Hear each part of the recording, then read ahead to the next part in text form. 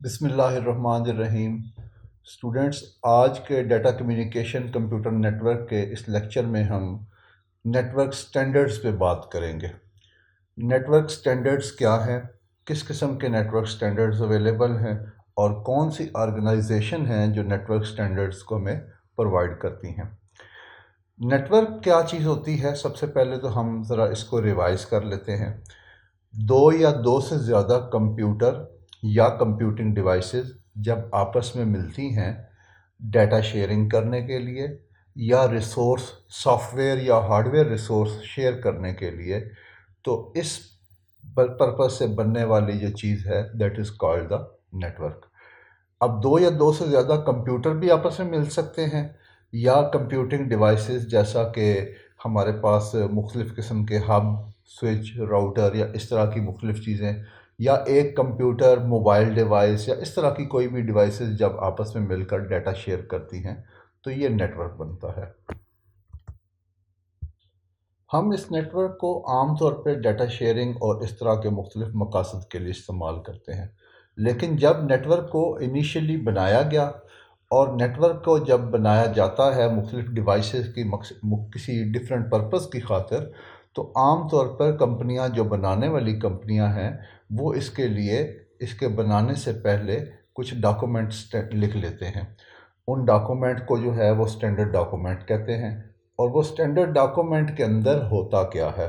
आमतौर पर standard document के अंदर दो तरह की डिटेल लिखी जाती है। नंबर एक, टेक्निकल स्पेसिफिकेशन लिखी जाती हैं, जैसा कि किस किस्म की डिवाइसेस आपस में कनेक्ट हो सकेंगी, डिवाइसेस को आपस में कनेक्ट होने का मीडियम क्या होगा, कौन सी वायर इस्तेमाल हो सकेगी, किस स्टैंडर्ड की वायर होगी, डाटा की स्पीड क्या होगी, वायर होगा या वायरलेस नेटवर्क होगा, दोनों डिवाइसेस आपस में डाटा शेयर कैसे करेंगी।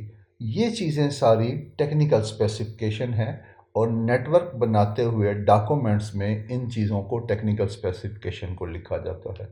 दूसरा, स्टैंडर्ड डॉक्यूमेंट के अंदर फिज़िकल डिटेल लिखी जाती है या फिज़िकल स्पेसिफिकेशन लिखी जाती हैं।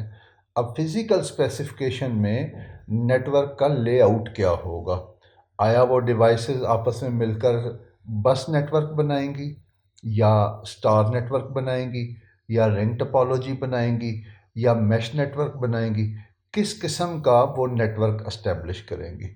सो नेटवर्क स्टैंडर्ड जो है, इनके अंदर हमारे पास दो तरह की डिटेल आ जाती है, टेक्निकल स्पेसिफिकेशन आ जाती हैं और फिज़िकल डिटेल या फिज़िकल स्पेसिफिकेशन आ जाती हैं। अब हम नेटवर्क स्टैंडर्ड की बाकायदा डेफिनेशन देखते हैं और इसके ऊपर मज़ीद बात करते हैं। Network standard set the rules for how data is shared so different networking technologies can work together. यानी स्टैंडर्ड जो हैं वो ऐसे रूल सेट करते हैं कि मुख्तलिफ़ टेक्नोलॉजीज़ जो हैं, ज़ाहिरी बात है कि मुख्तलिफ़ कंप्यूटर होंगे, मुख्तलिफ़ टेक्नोलॉजीज़ होंगी, हर सिस्टम की, हर नेटवर्क डिवाइस की अपनी टेक्नोलॉजी होगी।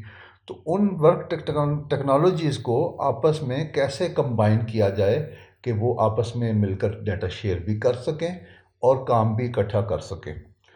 दूसरी बात यह है कि स्टैंडर्ड जो है ये हेल्प करते हैं to create the open market where different companies can compete based on the quality of their product while still being compatible with the existing product.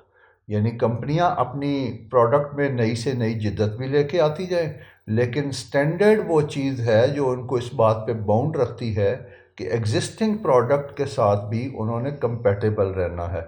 एक नई टेक्नोलॉजी आ जाए तो ये नहीं है कि उसके आने के साथ जो है वो नेटवर्क के सारे रूल बदल जाएंगे। अब उस टेक्नोलॉजी ने आके मार्केट के अंदर एग्जिस्टिंग प्रोडक्ट के साथ दोबारा से कंपेटेबल बनना है। सो नेटवर्क स्टैंडर्ड वो चीज़ है जो उनको इन रूल रेगुलेशन पर बाउंड रखती है। अच्छा जी, नेटवर्क स्टैंडर्ड जो हैं ये हमारे सामने कुछ कॉमन स्टैंडर्ड नेटवर्क दिए हुए हैं। कॉमन स्टैंडर्ड नेटवर्क के अंदर यहाँ पे आप देख सकते हैं एप्लीकेशन लेयर के स्टैंडर्ड्स हैं, जिसमें HTTP, HTML, POP, IMAP, ये क्या चीज़ें हैं, इनके ऊपर आने वाले लेक्चर्स में हम डिटेल के साथ बात करेंगे।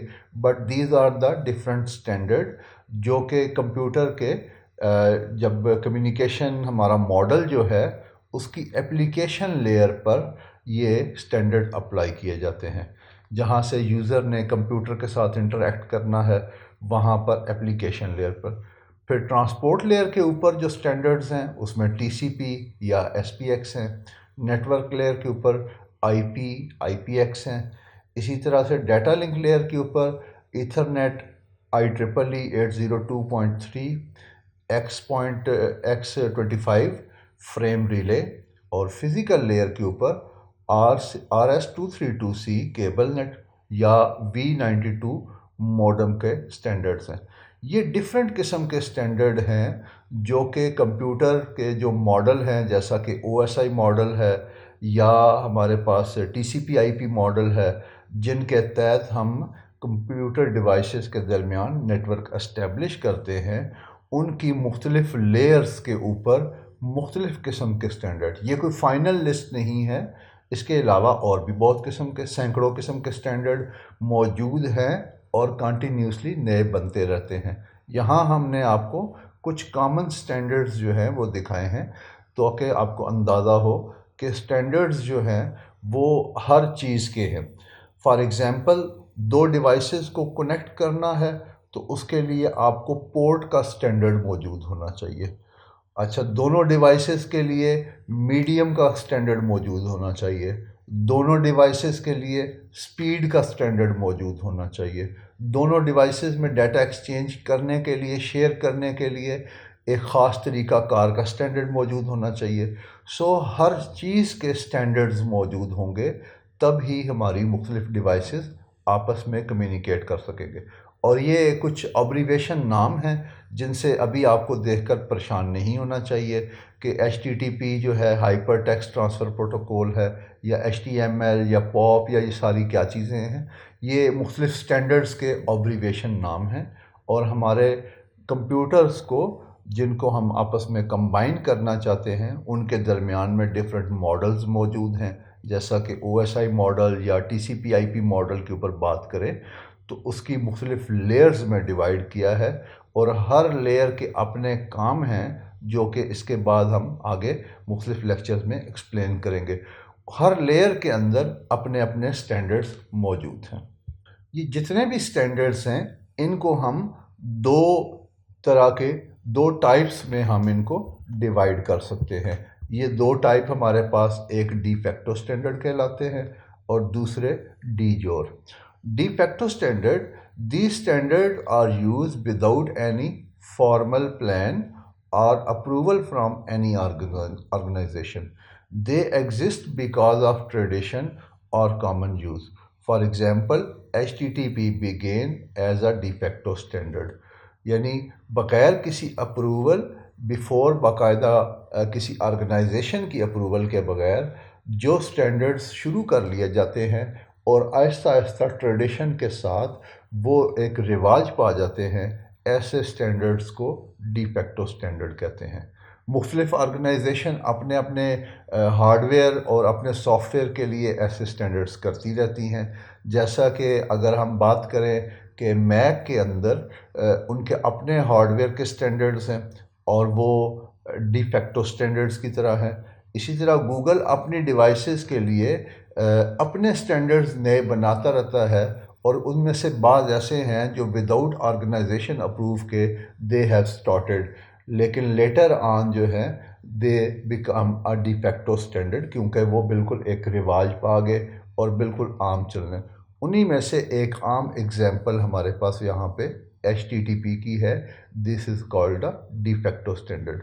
और डी फैक्टो जो वर्ड है बेसिकली लैटिन वर्ड है और बाय फैक्ट यानी हम कह सकते हैं कि रिवाज पा जाने वाला या फैक्ट से चलने वाला। और दूसरी बात, दूसरे किस्म के स्टैंडर्ड जो हैं दैट इज़ डी जोर। डी जोर स्टैंडर्ड जो हैं ये बाय लॉ कहलाते हैं या बाय ज्यूरिडिक्शन। यानी बाकायदा जिनका पहले से कानून बनाया जाता है, लेजिस्लेशन की जाती है, किसी ऑर्गेनाइजेशन से अप्रूव किया जाता है, देन वो स्टैंडर्ड जो है वो कंपनियां अपनाती हैं। कुछ पायनियर कंपनियां अपने स्टैंडर्ड बगैर किसी अप्रूवल के पहले से शुरू कर देती हैं, वो डी फैक्टो स्टैंडर्ड है। लेकिन कुछ बाद में आने वाली कंपनियां, वो एक ऑर्गेनाइजेशन, पहले कंप्यूटिंग नेटवर्क डिवाइसेस मौजूद हैं, तो वो रूल रेगुलेशन के मुताबिक मुख्तलिफ ऑर्गेनाइजेशन से स्टैंडर्ड्स अप्रूव करा कर वो उस पर काम करती हैं। ऐसे स्टैंडर्ड्स को हम डी जोर कहते हैं। आजकल के दौर में हमारे पास जितने भी स्टैंडर्ड्स इस्तेमाल हो रहे हैं, ये ज़्यादातर इनमें से डी जोर स्टैंडर्ड जो हैं उनकी टाइप में से हैं।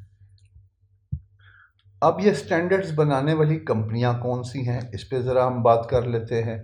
ये कुछ कंपनियां हैं जैसा कि ISO international standard organisation, ANSI American national standard institute, IEEE institute of electronics and electrical engineering, ITU international telecommunication unit, internet research task force, और इसी तरह से EIA इलेक्ट्रॉनिक इंडस्ट्रीज एसोसिएशन या ETSI। ये कुछ कंपनियों के नाम हमने लिखे हैं, लेकिन इसके अलावा और भी सैकड़ों में कंपनियां ऐसी हैं जो कि स्टैंडर्ड्स ऑर्गेनाइजेशन कहलाती हैं। इसके लिए हमने एक नीचे लिंक दिया है विकीपीडिया का, इस लिंक पर जाकर आप तमाम कंपनियों की लिस्ट देख सकती हैं। इसके अलावा स्टूडेंट स्टैंडर्ड ऑर्गेनाइजेशन में हमारे पास मुख्तलिफ़ किस्म के ग्रुप्स भी दिखाई देते हैं। स्पेशल इंटरेस्ट ग्रुप सिग उसे बोलते हैं, जो कि मुख्तलिफ़ जॉइंट वेंचर करके मुख्तलिफ़ कंपनियां जो हैं वो आपस में मिलकर और एक ख़ास किस्म के स्टैंडर्ड इस्टेब्लिश करने के लिए, ये जितने भी इदारे या ऑर्गेनाइजेशन आपके सामने लिखे हैं, जैसा कि IEEE, ISO या ANSI, ITU, ITUT, ये सारे मुख्तलिफ़ इदारे जो हैं, इनके अंडर मुख्तलिफ़ किस्म के स्पेशल इंटरेस्ट ग्रुप बनाए जाते हैं। जैसा कि फ़ॉर एग्ज़ाम्पल ब्लूटूथ का स्पेशल इंटरेस्ट ग्रुप है। इसी तरह से हमारे पास मुख्तलिफ़ किस्म के नेटवर्क टेक्नोलॉजीज़ जो हैं, 3G टेक्नोलॉजी का स्पेशल इंटरेस्ट ग्रुप है, 4G टेक्नोलॉजी का स्पेशल इंटरेस्ट ग्रुप है।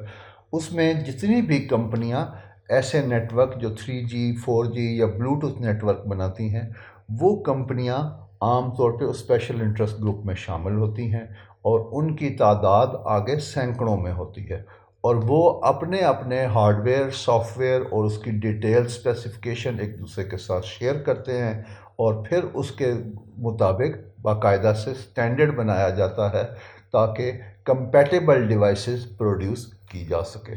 होप्स हो कि आज के लेक्चर में आपको नेटवर्क स्टैंडर्ड क्या हैं, कितनी किस्म के हैं, और कौन सी ऑर्गेनाइजेशन या किस तरह से स्टैंडर्ड्स बनाए जाते हैं, इस पे आपको कोई क्यूरी क्वेश्चन हो तो आप हमें राइट कर सकते हैं।